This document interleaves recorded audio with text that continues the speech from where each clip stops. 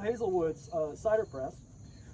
It's about 100 years old, and it looks really old, but you have to remember, this is like a high-tech machine from 100 years ago. All these numbers all over it are patent numbers, and so this was a really labor-saving device. Like, I don't even really know, I should know this, but I don't even really know how people like crunch them up and manage to juice them when you didn't have any kind of cast iron parts or mass-produced gears and things like that. But you'll see as we start to do it, basically the way it works, you turn this big wheel on the back, and there's a couple of gears. It has a big flywheel here that makes turning it easier.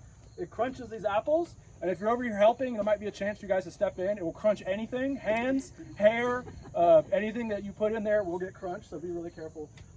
Then the crunched up apples go in here, and there's just a sort of a screw press, which you might have seen like for grapes too, same idea. And so you can do both at the same time. So it's really a cool, clever piece of technology, even though it's very old.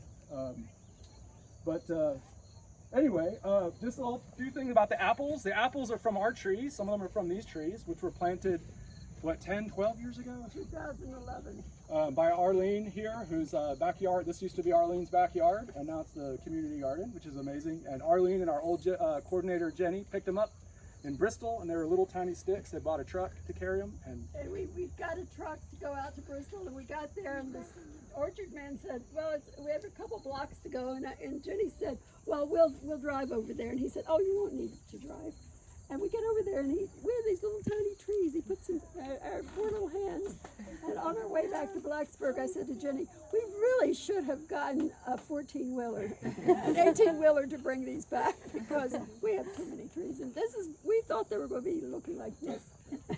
This is the first year they've ever really produced. Yeah, we had a good year. You can't tell. They all kind of have already dropped, or we picked them by now. But so they're either from these trees or from Stone Crop Farm out in Giles County, who some of you might know from as great flower sellers at the farmer's market. They're all different kinds. We don't know what a lot of these trees are because the sheet was lost, but we believe that some of these are Grimes Golden, which is a great old southern cider apple. Wolf River, which is kind of more of a baking apple, but another apple popular all around over the place. And then Burton Gwen from Stone Crop grew a lot of northern apples, so we have some Red Barons, and these are Keepsake, I think. I'd never heard of these. Yeah, Keepsake. And I think there's some Mysteries, and then we have some Ashmead's Kernel too, which is a really ugly, awesome russeted apple.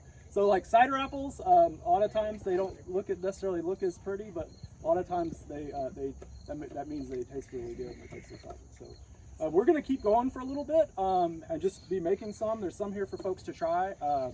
Hold on to your cup if you can, and watch out for yellow jackets. They really love cider too.